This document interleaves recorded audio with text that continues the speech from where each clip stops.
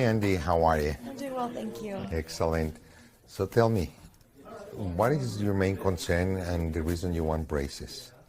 I've been very self-conscious of this tooth here because it sits up a bit higher than the others. And when I'm resting, it looks like I'm missing that tooth.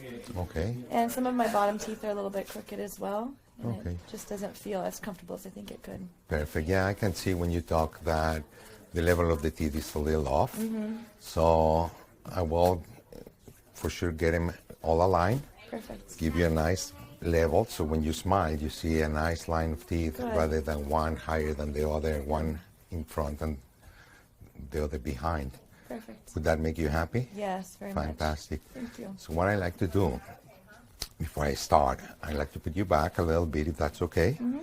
Want to take a look and see how your teeth look and how the bite is, so I can make some decisions what brackets are going to be used. I know that you want the cosmetic brackets, and we're going to be using a ceramic bracket that I am testing right now for better features, so I can put it up to all my students. Okay. I think it's a fantastic bracket. I just you. got to develop it. And then we clean your teeth and start putting your brackets on. Perfect. Does that sound good? Yes. Fantastic.